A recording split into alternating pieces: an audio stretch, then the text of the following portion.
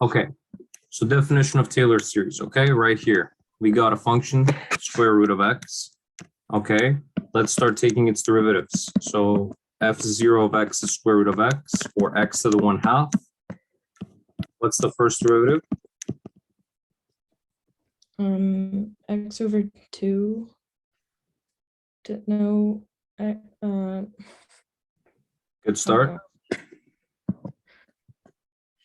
Okay, this comes down, this gets lowered by 1.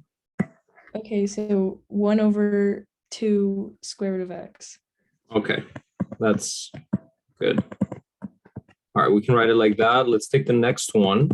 Okay, think of this one as 1/2 x to the negative 1/2. What's the next one? So negative 1/4 x to the negative 3 over 2. Okay. And I think we're good. I said here second order. Yeah, Taylor series. Okay. That's good. So we might need the third one for the error. We will actually. So I'll do the third one here. All right. 3/2 again. We have a negative 3/2 coming down. So you're going to get here negative 3 over 8. And then 1 over x to the 5/2. Okay, let's check it real quick. 1/2 root x. Positive now? It will be positive. So I'm checking the top. It looks okay. 1 over 2, again, root x in the denominator. That's good. Then x to the negative 1/2, if you differentiate that, that's negative 1 over 4, x to the negative 3/2. Okay. That's good. And then the next one over here, you dump the negative 3/2 down and you get positive now, 3 over 8. Yep, x to the 5/2. Okay, so I think we're good. All right, so these are to be evaluated at the centering parameter. I say here it should be centered at 4. So everybody here gets evaluated at 4. We start with the first one, okay? Square root of 4, okay, is just 2. Second one, okay? The derivative here, the first derivative at 4, you get here 1 over 2 root 4, or 1/4. Third one, you get here f2 of 4. So minus 1 over 4, and then 4 to the power 3/2. Okay, that is 2. Again, you take the square root of that first. So it's 2 to the 3rd power, that's 8. And then times 4, that's 32. Okay, and last, you get here the third derivative. We won't use it right now, though. This guy we will not use for the T2. Okay, so start filling the sum over here for the Taylor series. You get T2 of x is equal to, okay, f0, I'm just opening up the sum right now, evaluate it at a, which is, again, 4 for us, then divided by 0 factorial, x minus 4 to the 0 power, plus the first derivative evaluated at 4 over 1 factorial, x minus 4 to the first power, plus second derivative evaluated at 4 over 2 factorial, x minus 4 squared. And that's T2, because it ends up at a polynomial power of 2. Okay, so we put in the numbers that we have. That is 2, that is 1/4. That is, the second derivative here is negative 1 over 32. That's about it. So we put it all together. 0 factorial is 1, 1 factorial is 1, 2 factorial is 2. And so we have 2 over here's the first term, and then plus 1/4 x minus 4.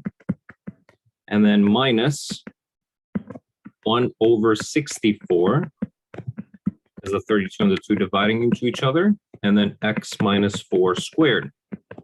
There we go. That is T2 of x.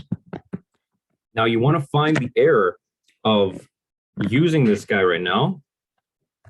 You want to find the upper bound for the error of using this T2 for approximating the function at 5.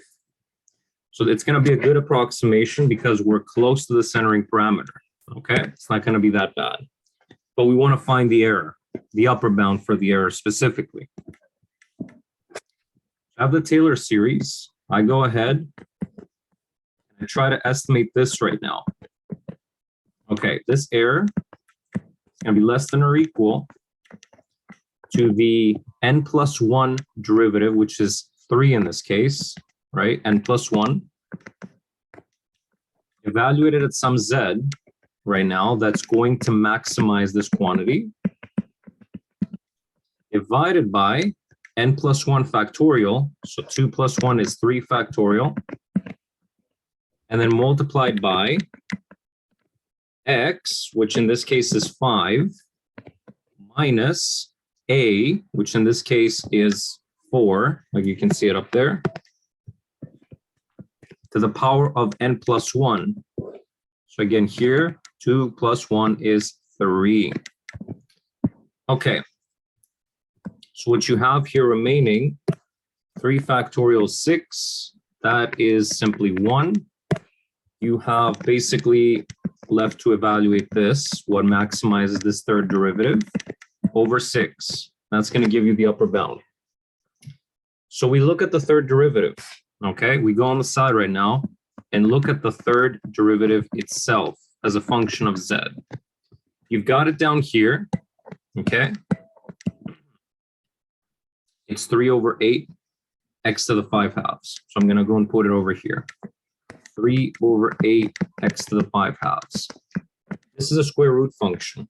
If you go and plot it, okay, it doesn't matter that it's a little bit here with this factor of 3 over 8, it's going to be squeezed a little bit vertically. It's a square root function, but it's 1 over a square root. So this is kind of looking like a reciprocal function right now. So I'll remind you what the reciprocal function looks like, first of all. If you were to plot it, it looks like this. Remember the reciprocal? Yeah. Okay.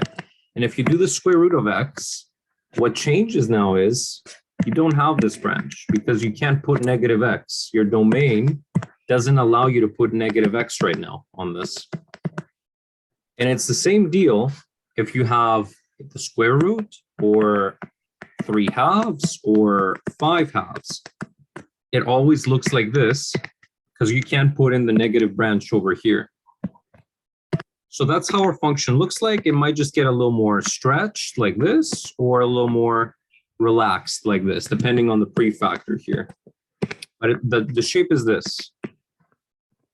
Okay, with this kind of shape right now, we need to check between 2 specific values, what is the largest we can make this function output? What are these 2 values? Either you have here your z value be between x and a, or the other way around, depending whoever is bigger right now. X is 5, a is 4.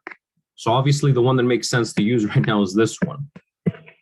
Okay, so between 4 and 5, we want to find out this function right now, okay, where does it have the maximum value? The range again on our z-axis. Let me put down the z and the function here, f3 of z. Okay, so we're looking between 4 and 5. Let's pretend that these numbers are here and here. Okay, who gives you the bigger output? 4. 4. So z equals 4. Max, okay, let me just write this. Z equals 4 maximizes f3 of z absolute value, whoops, between 4Z5. Okay, there we go. You now got the magical number. And then what you can do with this is evaluate the function at 4. Third derivative of Z, okay, max, will be 1 over, rather not 1 over, what was it again? 3 over 8, and this is supposed to read as Z. Okay. 3 over 8. And then our Z, we said that maximizes this thing is 4 to the 5 halves right now. That is why we're putting the 4 in here. That's what maximizes the function between this interval. That's what we want. And then we evaluate. So we get 3 over 8. This guy here, if you take his square root, he becomes 2.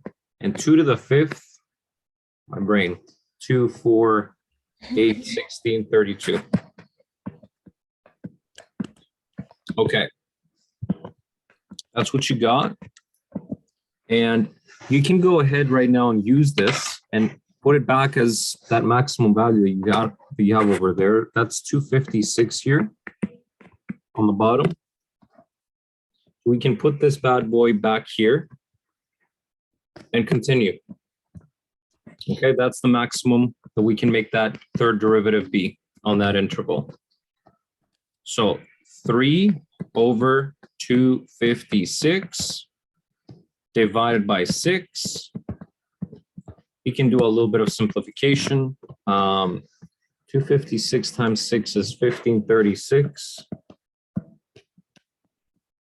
Okay, can we divide this by 3? We sure can. So the error here is 1 over 512. That's the maximum that we can get.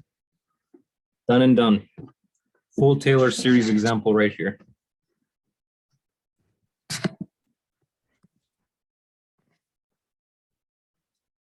Okay, so the error function, again, you're looking at the next derivative after the biggest order that you've gotten here, and you're looking to see where it maximizes between this interval. X could be on the left. It depends, again, what side of the centering parameter you're evaluating. If you're on the left of it, you know, you'll have the opposite business of what we have here. The X is going to be smaller than A. Depends where you're evaluating, really. But you want to find the maximum value of the next derivative within this range. And we did. We kind of thought about how this function here is going to play out. Okay. We thought about how it will play out. It's like the reciprocal, but without this branch. And putting in the 4 and 5 for the Z.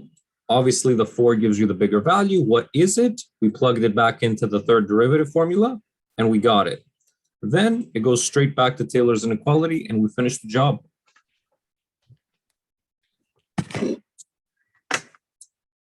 Capiche? Yes or no?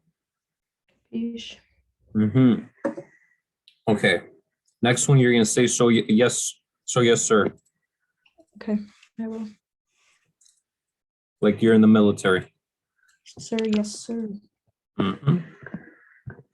Okay, the next one I want to show you is radius and interval of convergence. Couple quick examples here. You pick your favorite one that you're in love with. I don't like these questions. I love these questions. Perfect. Mm-hmm. Can we do a super hard one? What looks super hard to you? Something with either D or Okay. yeah, let's just start with D. You want to run with that? Okay. So this one, immediately, what's the A value, the centering parameter? Do we have one? No. Is it 0 No. then? It's 0. Okay. So I've given you a quick shortcut to get the radius of convergence. I sometimes write it inverted because I forget there's too many things on my mind, but you should not forget this. This is your exam, okay? So it's the limit as n goes to infinity. There's a 50-50 chance I get the order wrong. Let me remember. I'm willing to bet the Cn plus 1 is on the top and the Cn is on the bottom, but you know, me being me, Oh, that's probably, correct. do you know if it's correct? Yeah, it is. Yeah. I don't trust you. Are you serious? Yep. Okay. See? No. No. That right there, it's recorded too. This is beautiful. Right there is why we can't, we cannot be. What? I thought it was on the top. Rest in peace, trust forever.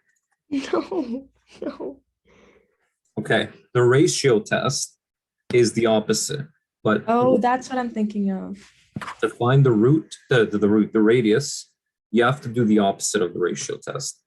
I've Okay. explained reasons why in the past. Okay, so what's Cn then for this poor guy over here? What is the Cn part? It's 1 over the denominator. Okay. That's what we have. So here, if that's the case, okay, I'm gonna go ahead and put this in. Let's see what we got. We got here absolute value of 1 over the square root of n squared plus 1. Okay. And then we're gonna multiply by the inverse of Cn plus 1. Cn plus 1 will just be this with n plus 1 wherever n is. We're going to have square root of n plus 1 squared plus 1. Okay, we're multiplying by the inverse, remember, because we're dividing. Okay, so this is the stuff that we have. Now, are these ever going to be negative?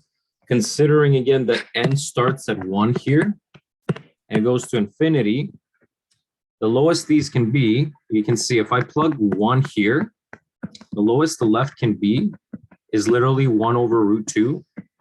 And the lowest this can be is, well, 1 plus 1 is 2. So root 3 base, no, root 5. So 1 plus 1 is 2 squared plus 1, 5. That is the lowest it can be. And as n grows, these become bigger and bigger, more and more positive. So there's no way that we're going to get over here a negative value, which means we have the freedom to drop the absolute value.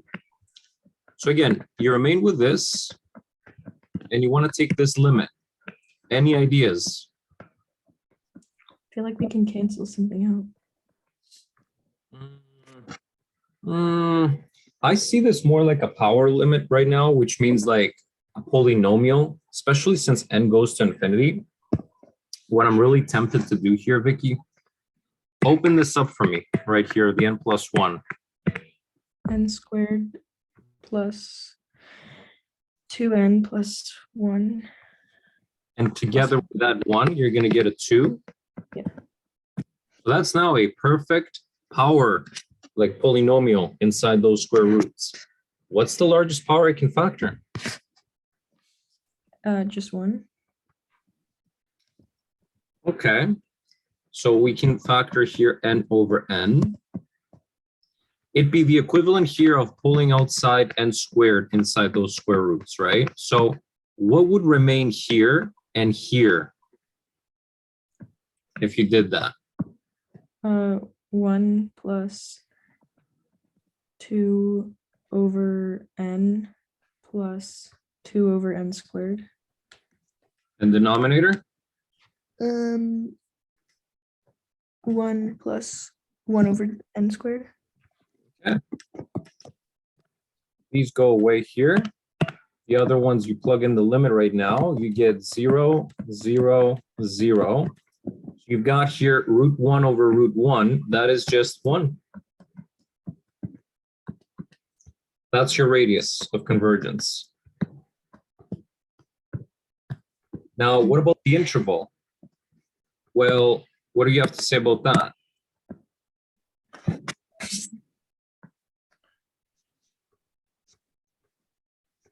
How much, I guess? Hold on. Okay, so the interval will be between the centering parameter minus the radius and then the centering parameter plus the radius. All right. That's 0, 0, 1, 1. You got it right now to be between -1, x, and 1. Am I done? No, What do I have to do still?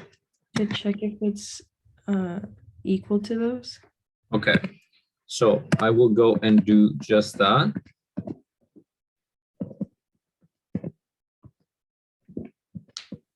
All right, so for -1, I plug it in, I will get here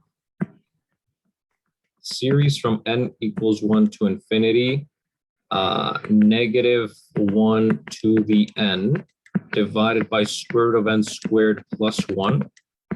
That is an alternating series, and I'll tell you again how to deal with these. I have a flow chart I want to show you. Okay, so that's the one. Let's take it for a ride over here. Yes, I know. Do not comment, just follow through. Mhm. Okay.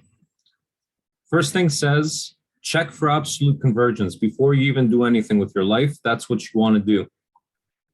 So if I check for absolute convergence, what do I have to do to this? Take the absolute value. So that means I remain here, right? I'm checking this series instead right now to see if it converges or not. Fair enough. So follow here the questionnaire. Try to answer them moderately quickly. Okay. Is this raised to some weird power of n? No. Is it a P series? You know what a P No. series is? Yeah. Okay, is it? No. Okay. Is the limit hard to find here? The limit as n goes to infinity. Is it hard to find? I think it's easy. What would it be if you plugged in n goes to infinity right now? Well, 0, no, 1. Yeah, 0. You're good. Because again, this is very large. That's going to be infinite down here. And square root of infinity is infinity. 1 over infinity is 0. Well, it's telling us that if the limit is 0 here, we should keep moving. So you just failed the divergence test there. Okay, it's okay. Got to check that first because it's a major shortcut.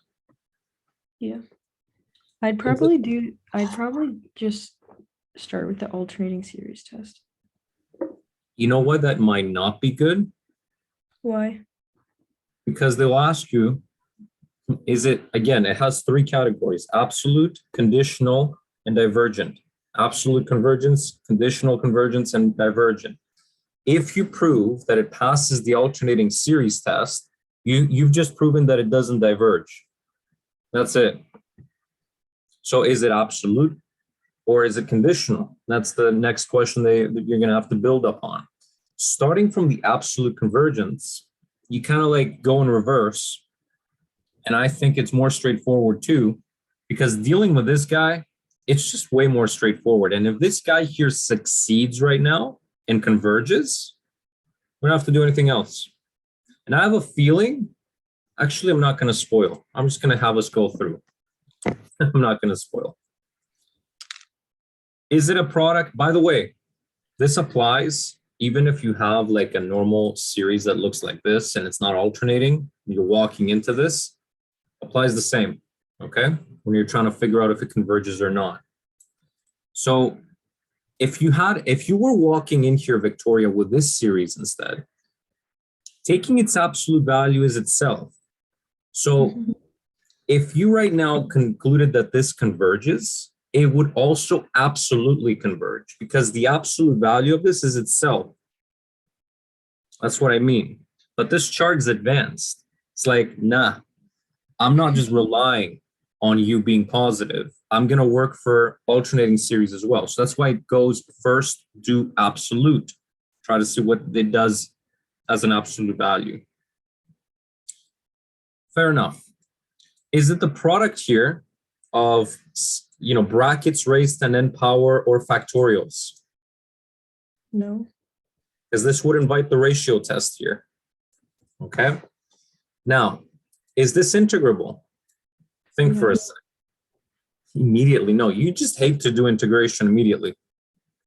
No, I said yeah, if you use trig sub. So this could be a last resort, okay? Very last resort here. So maybe no, we might have to come back. So I've accounted for that, don't worry. We don't want to waste our time integrating. Okay, so what's going on next? It says here, what is your hunch about it? If you want, I've taught this to another student, so hear me out. If you want to get a good sense, do some numbers, okay? So do a little table here, just a few. You don't have to do a lot because it seems like we're going to dive into the comparison test, okay? So we're going to try here n equals 1, n equals 2, just the first few numbers and see what it does, okay? If it's dying out really fast, it's good evidence that it will converge. If it's dying out really slow, so like every step of the way, we're not decreasing by a factor of 5, let's say, that's a bad sign. So think about here. Let's think about what these will give us. If I put in 1 on the bottom here, I get 1 plus 1, 1 over root 2, or if I do that, it's around 0.707. If I do n equals 2, I get 4 plus 1, 5. Let me see that again. 4 plus 1, 5. So 1 over root 5. Okay. And then if I do here 3, I get 1 over root 10. That's not good. I don't know. I see the numbers here, and they're dying out really slowly. Okay, they're dying out pretty slowly with n, which means, as we go toward infinity, okay, even though the limit is going to go to 0, I will have piled up so many terms that are non-zero before infinity. I'm going to be pretty high up. Maybe I'm actually tending to infinity, and I diverge as a sum. Okay, I could be wrong because again, I've had guesses here that are wrong, but again, the chart accounts for that if you guess wrong. What is your hunch? I'll say diverges because it's decreasing too slowly for my taste here, okay? How do I prove then that it diverges? I got to come up with something, another series here that is consistently smaller than this. Consistently smaller. What could I come up with? 1 over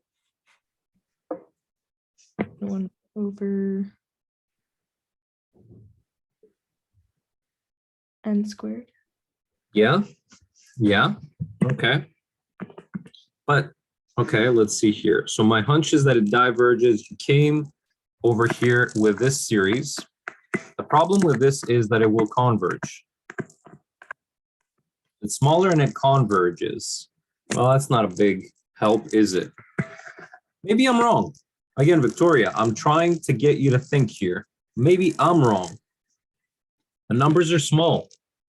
They are decreasing. I don't like the rate at which they're decreasing, but it's kind of, for me right now, I'm iffy. I'm not really convinced that it's going to diverge or converge. Looking at the numbers, they're already at the 0 mark and they're decreasing. So I'm thinking to myself, what if it does converge? Okay, what if it does converge right now? You'd have to guess a series that is larger but diverges. Can we find a series like that?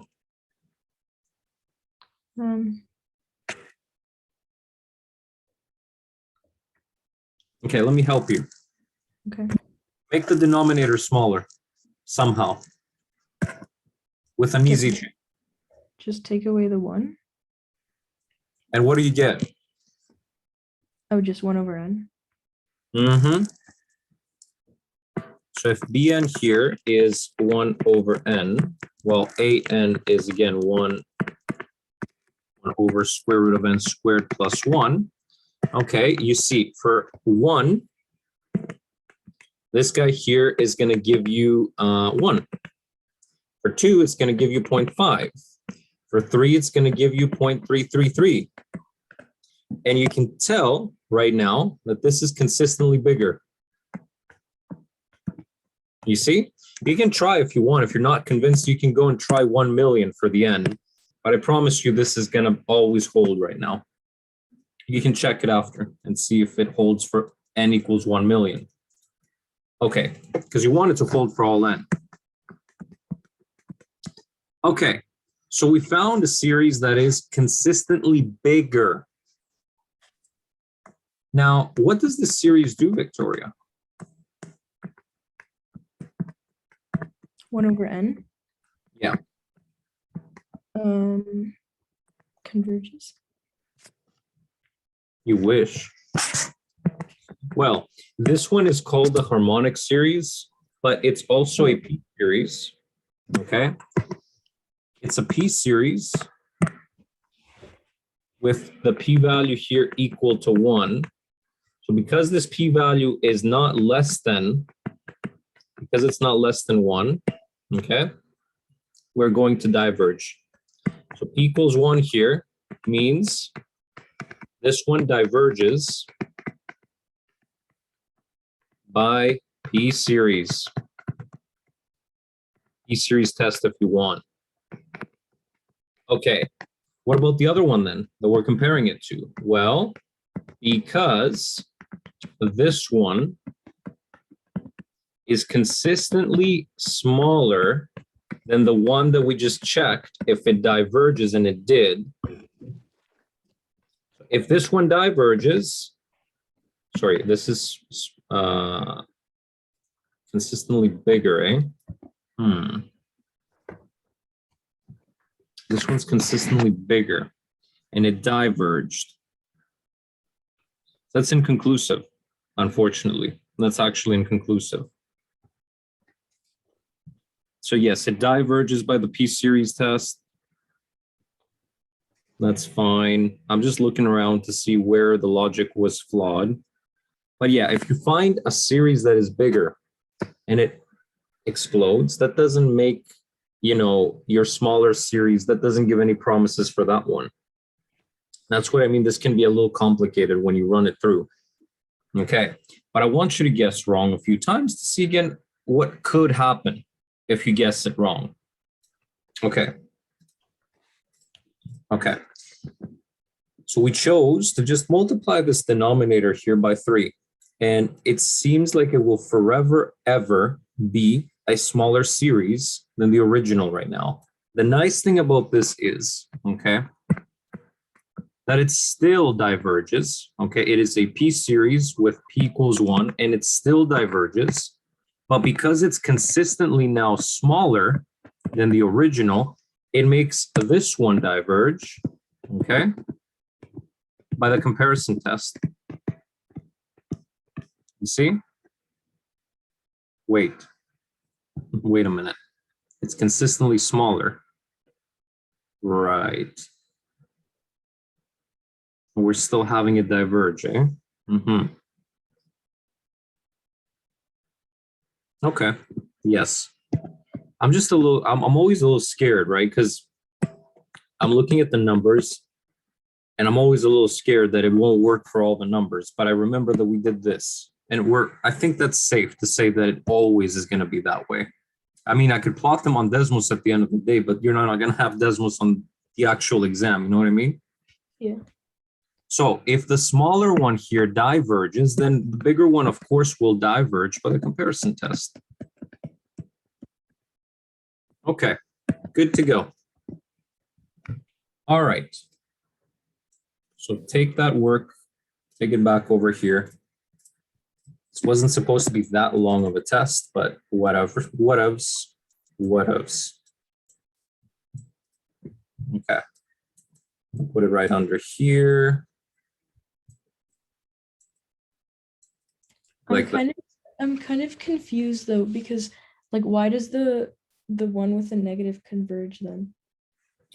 the one with a negative, Yeah. it diverges. No, it doesn't. The one with a negative here, Yeah, that converges how does it converge? by the alternating series test. Okay. You're going to make me check the functions now, which I will do. Okay, let's go on Desmos and check. So if I go over here on Desmos, and I plot the two functions, I think you can see now. 1 over 3x and 1 over the square root of x squared plus 1. Okay, and I'm going to put you the x equals 1. That's where they both start. Okay, what do you notice? Which one's the bigger one? Always. But like the original function with the negative, I mean. Well, you see, we don't really, okay. So if we now do the absolute convergence, okay, and it fails, we still have a chance to be conditionally convergent, and that's when you go to the alternating series test. So if you go back here, we haven't finished the work yet, okay? Let me show you, even on the chart here.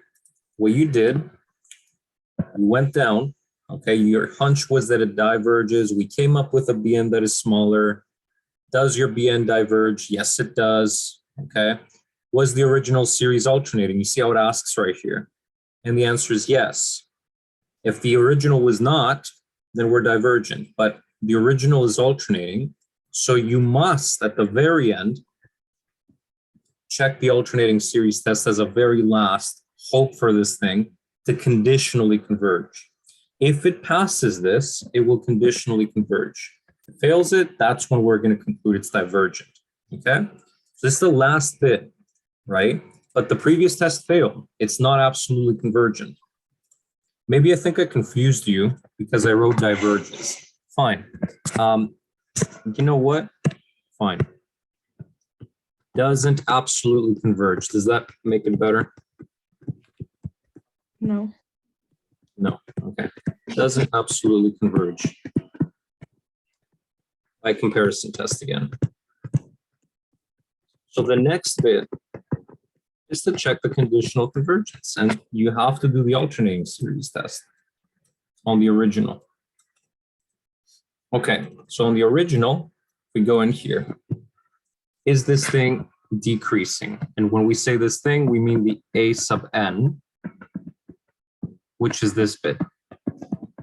So a way to prove this, if you were asked, would be to differentiate this with respect to n and show that the derivative is always negative. You take the derivative of this, well, again, you can think of it as n squared plus n to the negative 1/2 power. The negative 1/2 comes to the front. The bracket dips to the negative 3/2, and then you also have 2n pop up from the inside to give you here negative n over the third root here of n squared plus 1. And because, again, the n values are always positive, there is no way for this to be negative, this part here. That part, always positive. And you got the negative here. That means the derivative is consistently going to be less than 0, okay? So we pass test 1. We're always decreasing. And then the second test, which asks if the limit as n goes to infinity is 0, Well, that's easy. It does immediately. We don't have to do anything here. So it passes the alternating series test, right? Which makes this conditionally convergent. Convergent by alternating series test.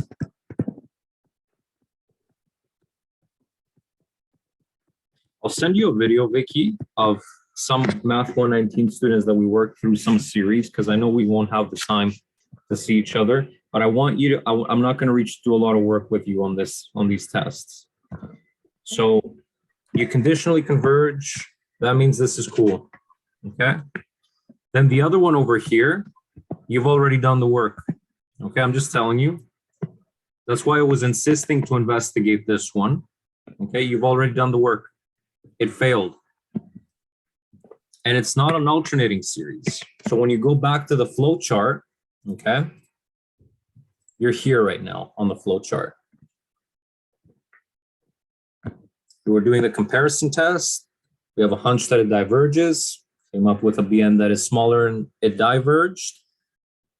Was the original alternating? No, this time. So it's divergent immediately. So this one is not alternating. We don't have to continue and check for conditional convergence. It's not alternating.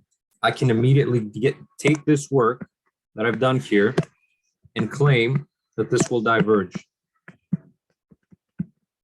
By what test? By comparison test. So this one is not okay. And the interval of convergence here becomes -1 included, but not +1. That's the end of the story. So yeah, I mean, if it's an alternating series, it's just an extra pain. And if you want a translation here, it's an extra pain because it has the option of conditionally converging. The other ones, they either absolutely converge or diverge. These ones have 3 options. That's the pain with these ones. But I hope you understand, since this one fails, it's not alternating. There's only 2 options. You diverge or converge, period.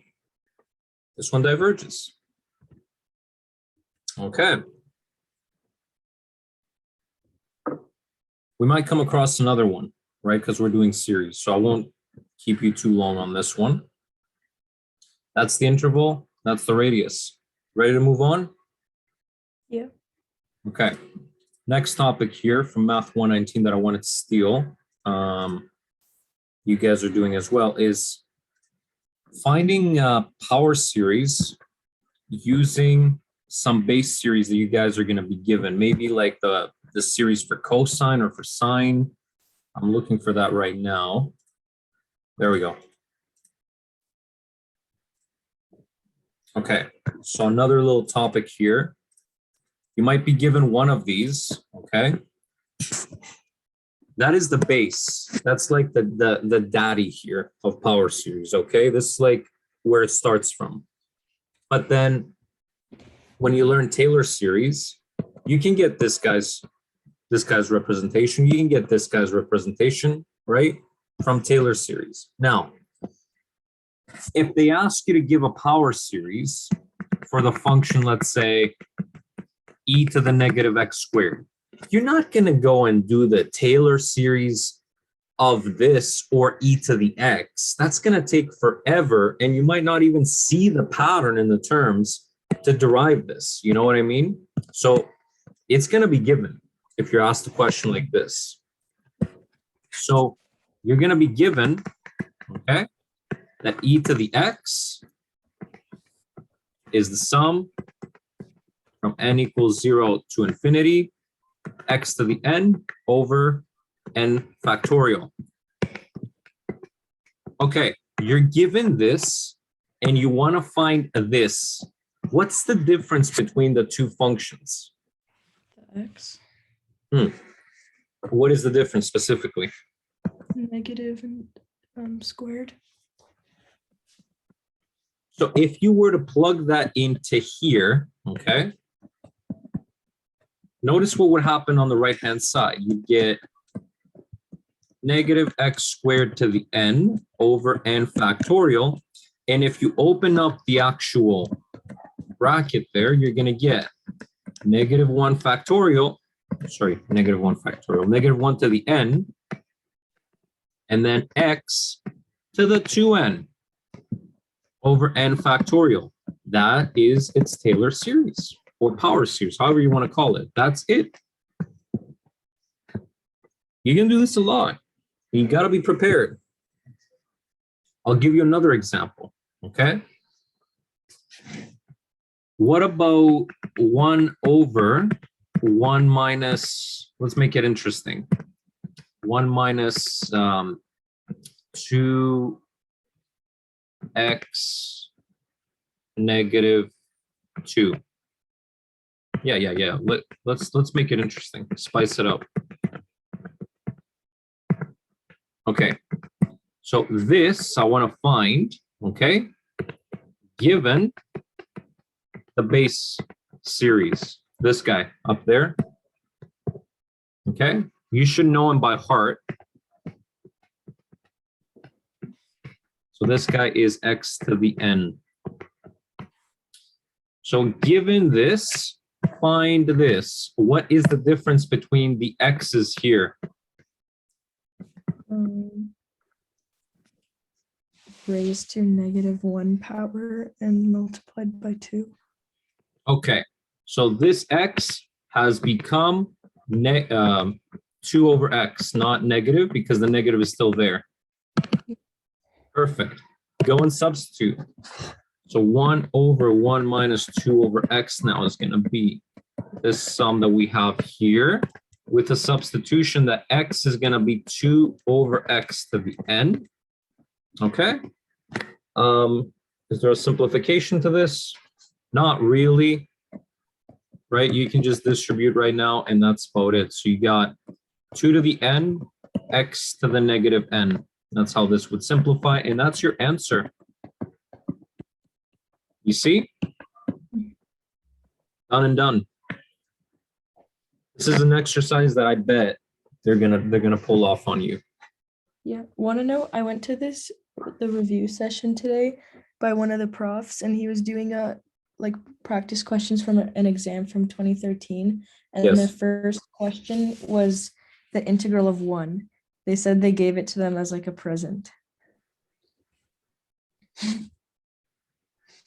And Okay. and I was doing it before he just put a bunch of the integrals up on the board, and I did it like before he went over it. If that was my exam, I would have just wrote x and forget about the plus c.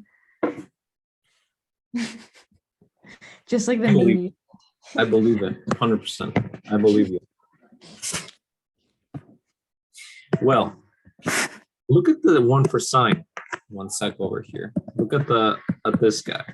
It says the sum from 0 to infinity of x. There's an alternating series in here, and then x to the 2n plus 1 over 2n plus 1 factorial. Pretty badass series over here. Okay, what could I ask you with this? I could ask you, okay, can you find cosine of x given this? What do?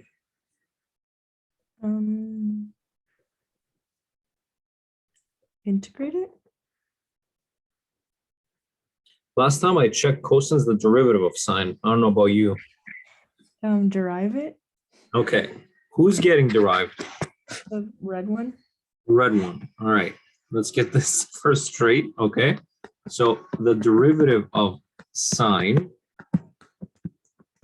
is cosine. So the derivative of the series is going to give you the representation for cosine. How do I do the derivative of this?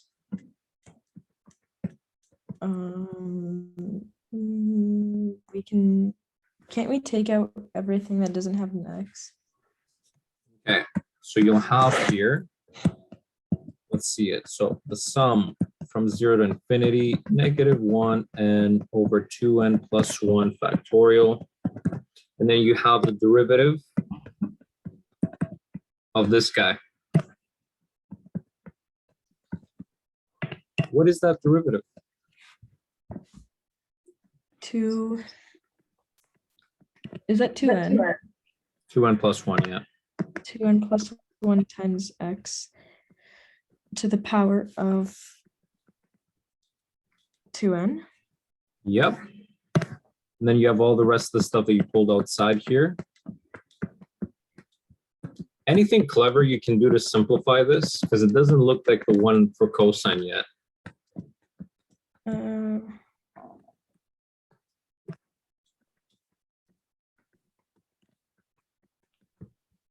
Do you remember this trick where 5 factorial, for example, I could write it as 5 times 4 factorial?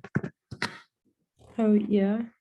Oh, you could do times that 2n plus 1 times 2n factorial. Yes, I can do just that. So we have here -1 to the n, 2n plus 1, and then we take away 1, still taking the factorial of that. On the top, you've got the 2n plus 1, and the x to the 2n. So these will cancel. Now you're going to happily arrive to the one for cosine.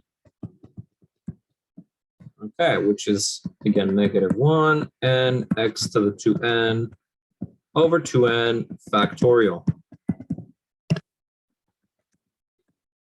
Let's check it if it's true. See it right here? -1 to the n, x to the 2n over 2n factorial. Yay. Wait, do we forget to lower the power? No, we did. Okay. I was scared we forgot to do this. But it looks good. Yeah. Check mark for you. Yay. Okay. So you understand the process here? You're going to be given something, like the representation for something, and you got to turn it into something else. Sometimes you got to derive it, like in this case, like do the derivative of the series. Other times you got to integrate the series. Okay. That happens usually for tan inverse. Okay. Tan inverse over here. How does it happen? Because you know that the derivative of tan inverse, okay, tan inverse of x is 1 over 1 plus x squared. Okay. So if you do right now, you compare it against the original that we had, the big boy. What's the difference between this and this? Tell me what x has become here to turn into that. Square rooted. Not square rooted, but rather squared. But also because we changed the sign to positive, x did that for us too. So if you plug this in there, you're going to get this guy. That's what we're saying here. Fair enough. So that means that the derivative of tan inverse of x can be right now, plug this guy into there. So got this series, -x squared to the n power. If you go to the next step, you can take out the -1 to the n and then x to the 2n. That is your derivative of the function that you want. How do I get the function itself?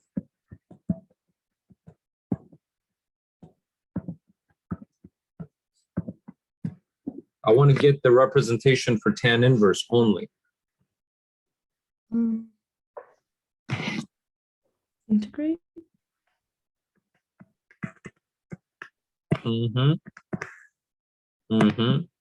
Okay, so that will give you on the left-hand side immediately here tan inverse. On the right-hand side, I can move the integral inside the terms that actually depend on x. So you're going to have here the integral of x to the 2n. Can you do the integral for me? Yeah. Of x to the 2n. Yeah. 2n, no, that's derivative. Hold on. X to the 2n minus 1 over 2n minus 1. You're close. You gotta raise the exponent when you're taking the integral. My bad. 2n plus 1. Correct. That's it. So you saw an example having to integrate a power series to get the one that you want. You saw an example where you have to differentiate it. You saw examples where you just have to do the substitution over here. I think you're good. If you follow them again, because they're going to give you the video. If you follow them again, you should be golden. And try examples. Make up your own examples. Okay? Try, for example, here. Vary this. Say I'm going to put in square root of x plus 3, something like that, inside the argument of sine. Try that, for example, or you know what I mean? Like x cubed minus x squared, all this stuff. Try it out, see if you can do it. But it's basically identifying the change for the most of the time, identifying what x has gone to between the given series and the one that you're trying to find. So here you see it was x, but now it's become negative x squared. I make the identification, substitute in here, and it will just work out. Good? Okay, this feels like a marathon run. Damn, it's exhausting. Okay, what else? What else? Yes, this stuff. Are the vector representations going to be on your exam, like this kind of stuff?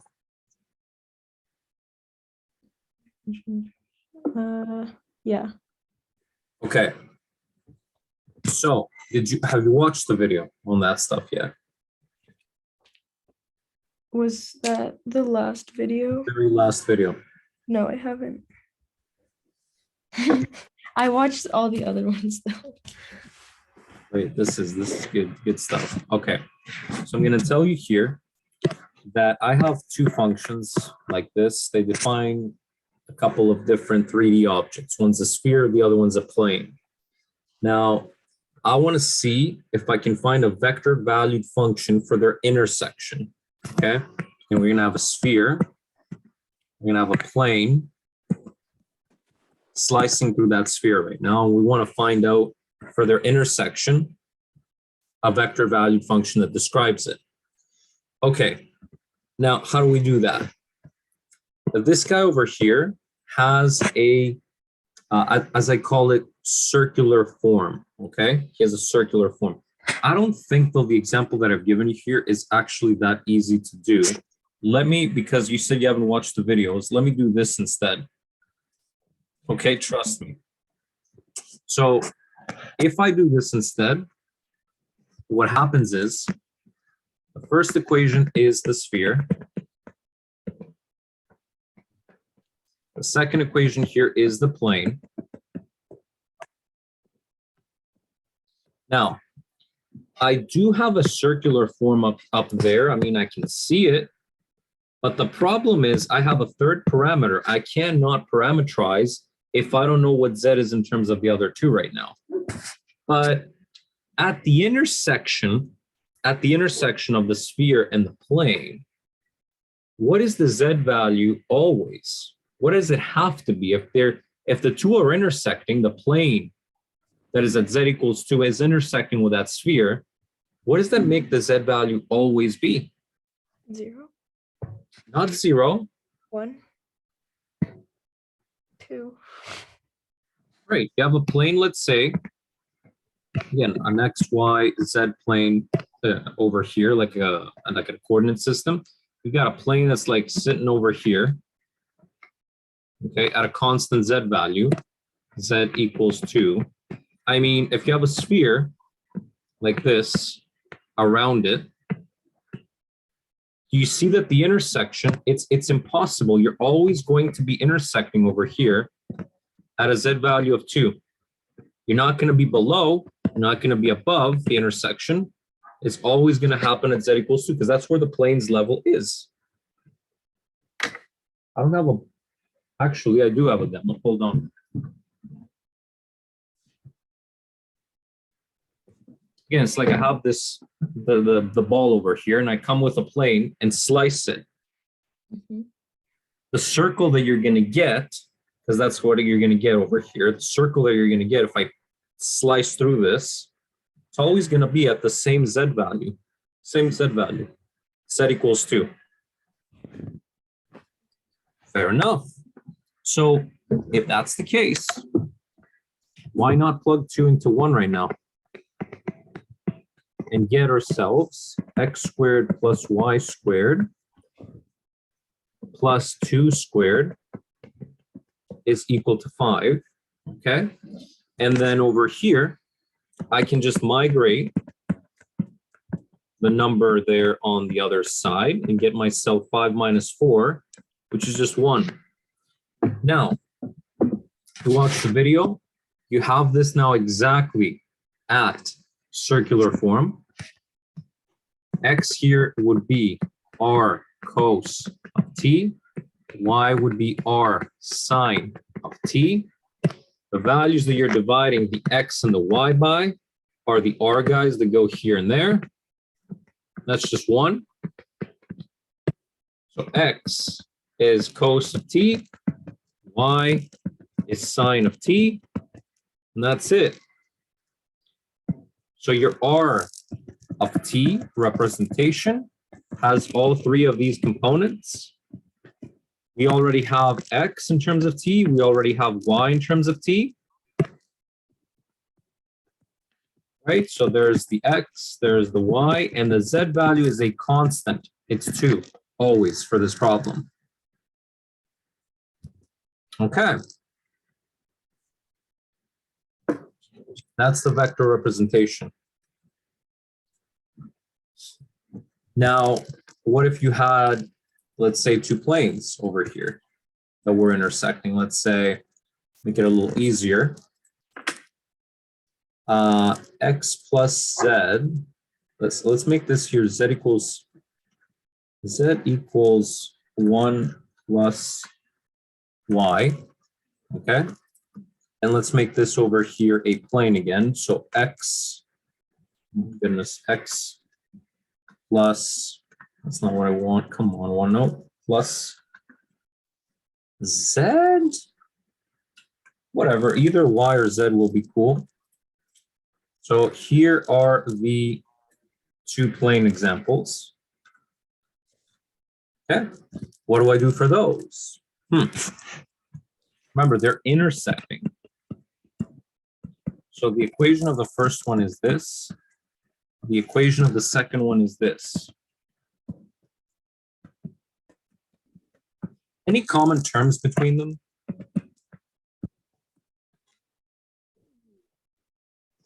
That they both have right now, Vicky? Z. Z. What do we isolate for Z? So Z here is going to be 5 minus X. Z here is already isolated. So I can take again the 2 equations and equate them to get rid of the Z dependency right now. That leaves me with 5 minus X is equal to 1 plus Y.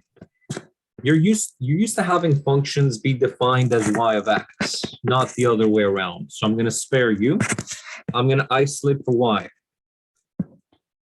Bring the 1 over there. That means we have negative x, okay, plus 4. Okay, and if you watch the video, that means right now we got 2 of the 3 parameters here. We don't have z yet. But for the x and the y, here's what we can do. Clearly, when you watch the video again, I will tell you this is the independent variable right now, because this guy depends on what x does, doesn't it? Like, if you change this guy's going to change. So he's the dependent variable. So we always pick in these cases independent variable, okay, is the parameter. Okay, what do I mean by that? X is basically the t now. Okay, and so moving on from here, y of t then is just minus x minus t plus 4. Uh-huh. Perfect. You know what remains? The z. To find the z, really now, you can plug either this into there or this into there. You're going to get the same result, I promise. So if I do 3 into 2, you see here you're going to get z is going to be 1 plus minus t plus 4 or 5 minus t. If you plug x into there, you see you'd get again 5 minus t.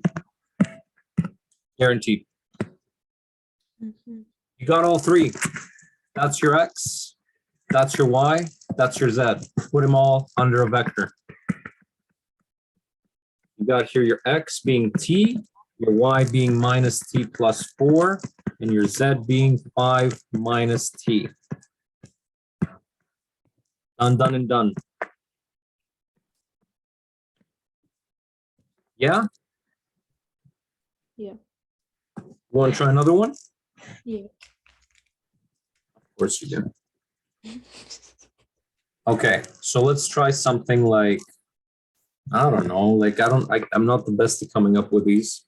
Let me pause 1 sec, think of an example. So you want to find the intersection of these two. I always write them down, try to find, like, again, mutual points where they are agreeing. Okay. So I see the top one is already in circular form. So I can go and take advantage of that.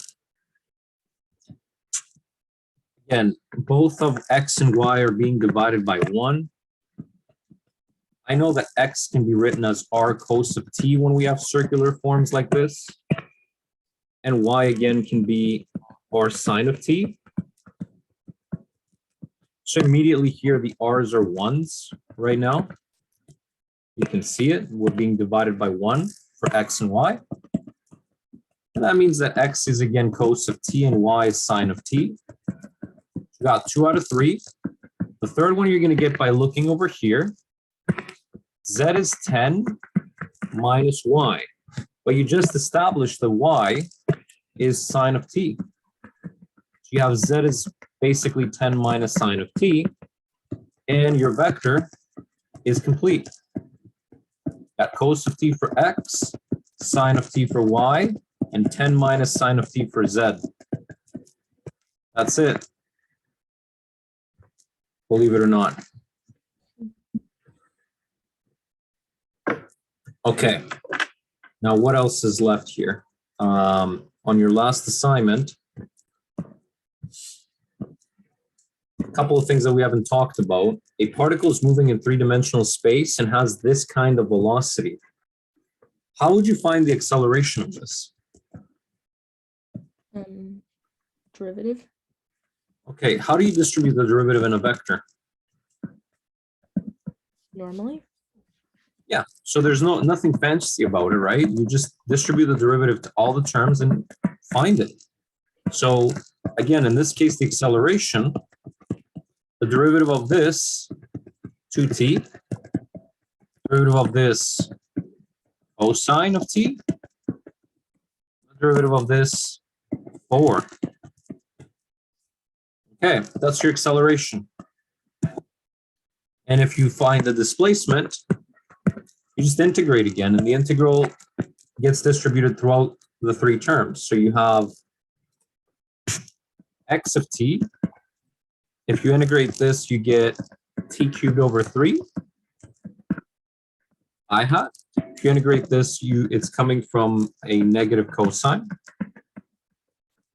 j hat. And if you integrate this, it's coming from a negative 4t squared over 2, or just negative 2t squared, k hat. That's it.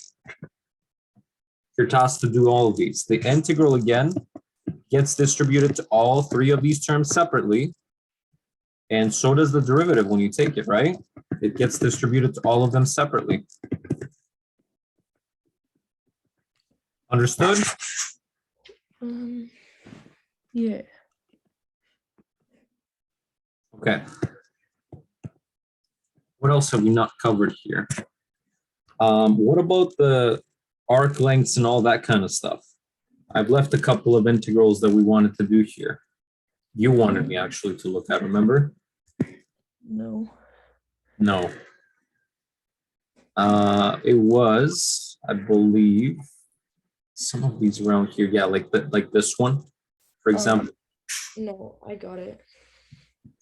You got it. Yeah. Of course. Okay.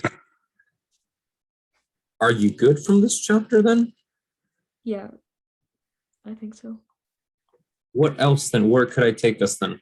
Hold on, let me pause. So for this kind of stuff here, if you have a couple of curves, let's see here, and we want to find volumes of solids by rotating this. Let's say about the x-axis, right? Oh, First of also, all, sorry, like another question I have is like, because you know how there's shells, washers, I guess the cylindrical ones you do if it's a cylinder, but like when to use shells or washers. okay. So washers, it's a good question because I have to do an example to remember myself when it's good to do something versus another one. But for the first question that you asked me, okay, how do you know?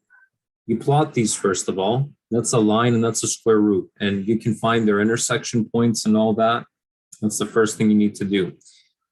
And then the first part says if you rotate this about the x-axis, right? So if I go over here and I want to rotate this about the x-axis, notice immediately that the y becomes the radius of the actual individual circles that these are going to trace. So this guy here is going to trace some circle. This guy here is going to trace some circle, and automatically this guy has some radius like this, and this guy has some radius like this. And if you pay close attention, those radii are their y values right now. Okay, so you want here to set this up then, we're rotating about the x-axis. You want to set this up, you want to find the volume, okay, as the integral from between, I should say, there are 2 points of intersection here, whatever they are. Okay, they're going to be in the x though, and looking at them, the intersections again are 0 and 4. I've already found them in this problem. So you're taking your x from 0 to 4. Remember again here that these are your radii. So how do you do this if you want to find the volume? You got to find the surface area first and foremost of the building block you're using here, which is a washer again. Okay, you got to find the area of the washer. The washer looks something like this. So again, the yellow part traces something like this right now. We're going to take one little bit of this. Hold on. Do it properly. So the yellow guy, that's the outer guy right now. Here's his little circle contribution. And then the inner guy is the red guy right there. So is the washer the one with the cutout in the middle? Yeah, the one that looks like a donut. Okay. So you want to find what the area is of this washer right now. Obviously, to do that, you got to take pi r outer squared minus pi r inner squared, because these are, you got two circles, the yellow one and the red one, they have two different radii right now. Now, you can factor the pi Still take the integral from 0 to 4 because you're doing it in the x world. If you're doing it in the x world, that means these radii better be defined in terms of x. And they are. The outer one is this guy.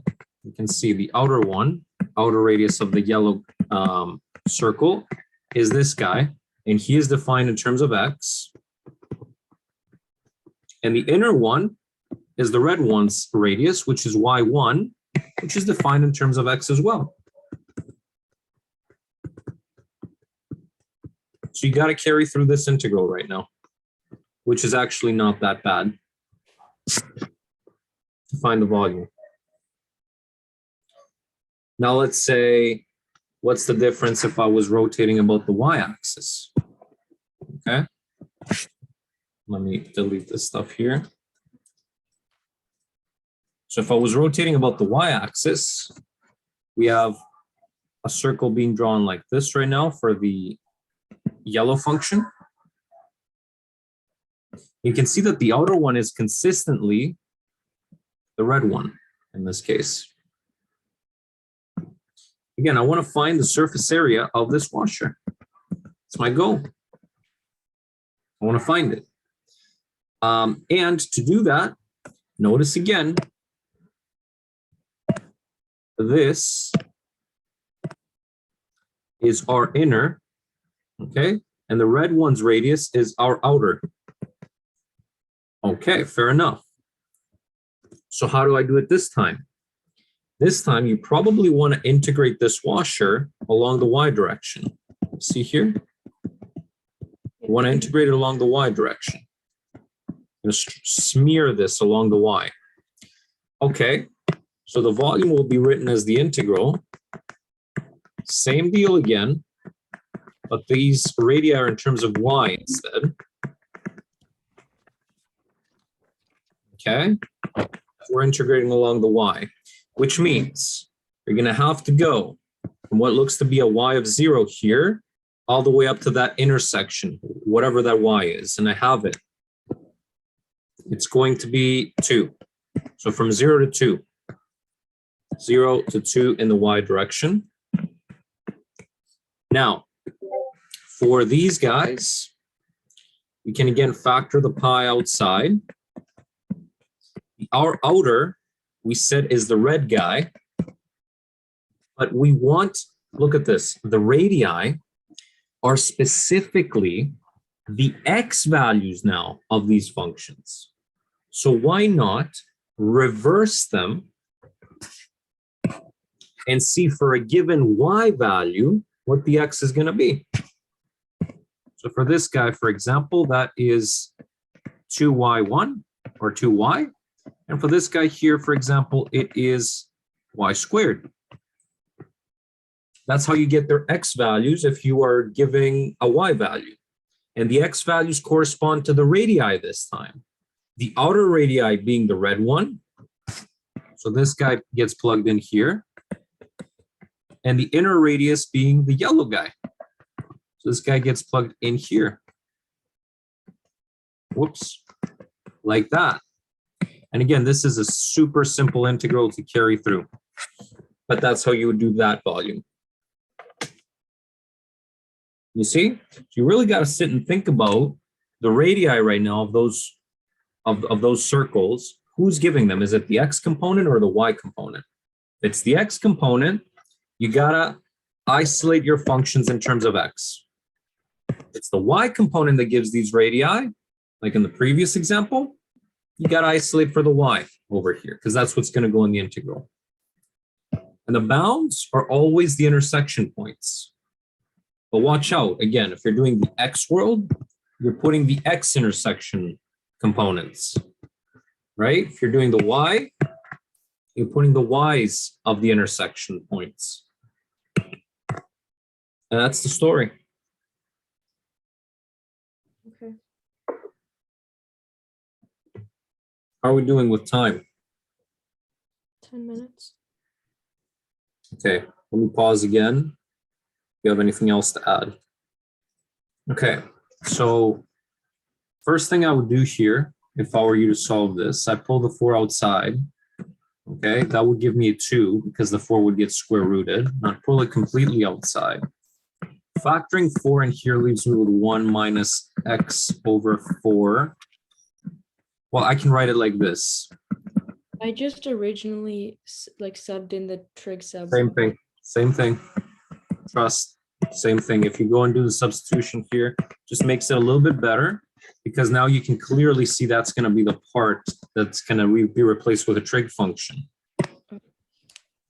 Now you have it in this form, you go and ask yourself, what trig identity would have this form? So you go, okay, it always starts from sine plus cos squared equals to 1. And then we can see that I can plug in either sine or cosine to get this form. You can see the correspondence here. Just gonna highlight. So you see that we have to let over here, let x over 2 equal to cos of theta. George, Yes. can we do it my way so I can see where I messed up? Yeah. What's your way? I said x is equal to 2 sine theta, and then I subbed that in for the x squared. 2 sine theta. You know Okay.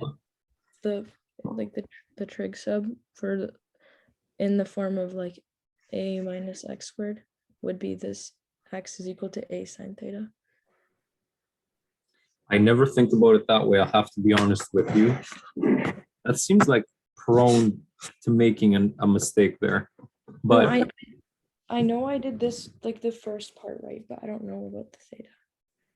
okay. So you want to set here immediately that x is equal to 2 sine theta. Yeah. Yeah, but do you see I can still do that here if I isolate for cos instead? Yeah, but I don't even know what's going on with this. Like I just have these memorized for like each of the 3 trig subs. Oh God. Haven't I taught one thing, if I ever have taught you anything is to not really memorize things, okay? Yeah, this always works. Unless you're doing it now, I guess. Okay, but you're correct. It's gonna work here too. So you see again the correspondence. I'll have it factored like this. It's literally the same integral and the same substitution. You see the correspondence again. You see x over 2 equals to sine theta, or x is equal to 2 sine theta. So you're not going to cry on me. There you go.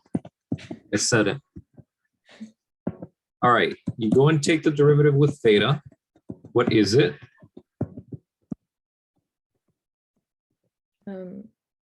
Cos. 2 cos theta. Okay, so wherever I see dx, I'm going to replace it with 2 cos theta d theta. Okay, going back to this now. So 2 integral of 1, it's too much space, 1 minus, okay, we said that this is going to be my sine squared. There it comes. And then the dx is going to be 2 cos theta d theta.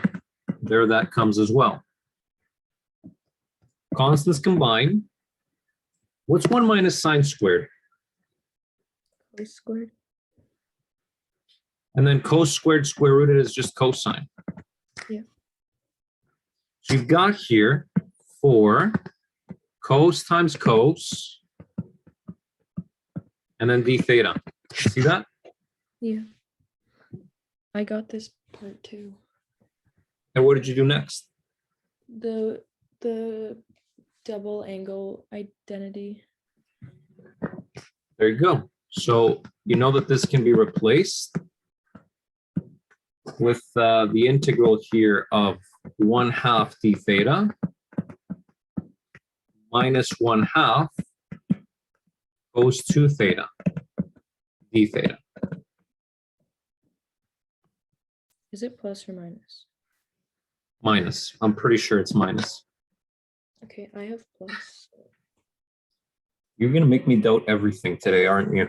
I mean, it's a good thing. It's a good thing. Sometimes I make stupid mistakes, but Yeah. Yeah. happy? I don't think I put it wrong on my video, unless I'm doing integrals in polar coordinates. You know what I mean? You know, but we don't talk about that. Okay, we have forgotten that this happened.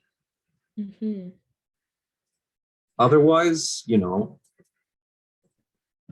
I'll contact the TA, put a couple of dollars in his pocket when he's marking your exam. You know how it goes. Okay, so that's theta over 2. Okay, let's just write it in the next step. 4 theta over 2. What did you write for this one? 2 sine 2 theta. 2 sine 2 theta. Well, the Sorry. sine 2 theta is fine. But then if you differentiate this, What it's was it gonna over 2? it's over 2. Okay. Good. So you can pull out here a few things. I guess I'm going to distribute it all. You got 2 theta minus 1/4 sine 2 theta. And you probably got stuck here. I mean, I already have it wrong because I did 2 sine plus. Okay. 6. Do you remember how to open up the sine 2 theta? Oh god.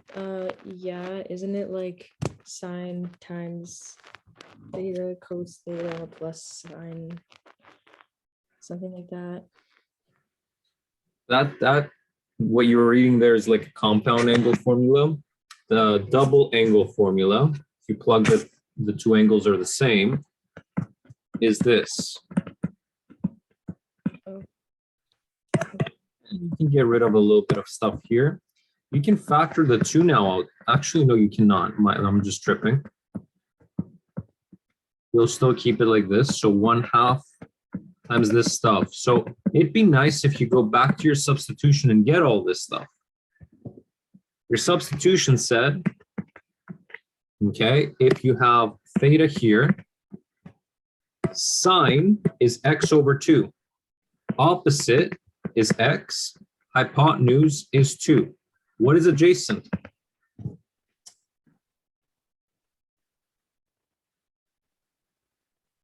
What's the adjacent side? Pythagoras. X squared plus 2 squared all square root. No? Minus? Mm-hmm. Mm-hmm. So if someone was to ask you what sine is, you would tell them it's x over 2. But if someone was to ask you what cosine is, what would you tell them? Square root of 2 squared minus x squared over x. Over x? Hold on. Over 2, over the hypotenuse. Oh yeah, my bad. Adjacent over hypotenuse. Yeah. Okay, and if someone was to ask you what theta is, what's the prettiest way you could tell them right now? What function? I want you to use these two. That's the prettiest I can see here. So then inverse of sine x.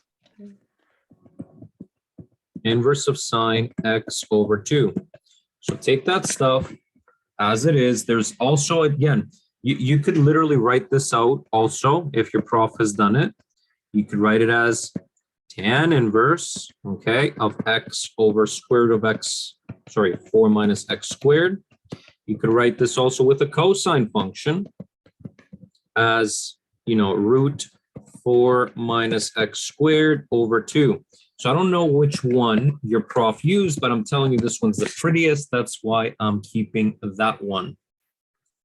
So take that stuff down here and finish off the integral. It's going to look like 2 sine inverse of x over 2 minus 1/2 x over 2. Cosine again is root 4 minus x squared over 2. and then you finish it off. We've got here a lot of 2's. I'll tell you that. 2 sine inverse x over 2 minus x 4 minus x squared over 8 plus c. That's it.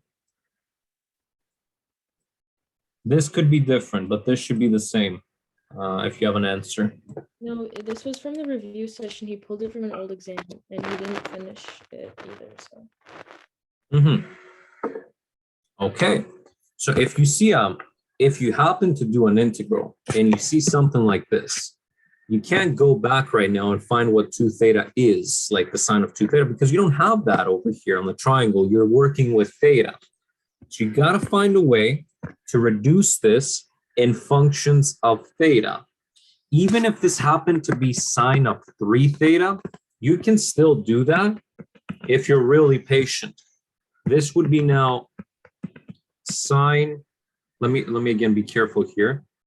I can think of it like this, 2 theta plus theta. And then that would open up with a compound angle formula like this. Okay? I'm not done yet. I still have the 2 thetas that I got to take care of. So this would open up like 2 sine theta cos theta.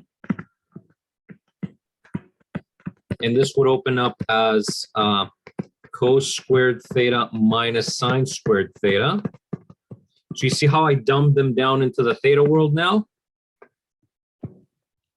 Now I can go upstairs in the triangle and take what those sines and cosines are and now bring them down into these guys. You see what I'm saying?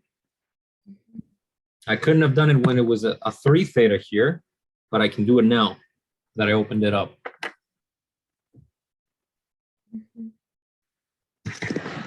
How do you feel? Good? yeah, Okay. Anything else? I think I'm good. Okay. If you're good, I'll give you again a couple of videos from Math 119 on series convergence stuff.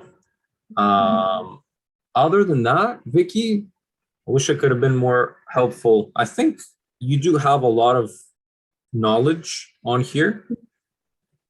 I've given you here the flow chart if you want to use it. Okay. You'll see it on the video how I play it out with the 119 students, but up to you if you want to use it or not. I might give you also this file here for the summary of the tests. There's a summary here. Yeah, you gave that to me already. Okay, if you have it, then I won't redo it. But that's about it. I'll send you the videos. I'll send you this video as well. Keep in touch, okay, how it goes. Yeah. I'll stop recording here.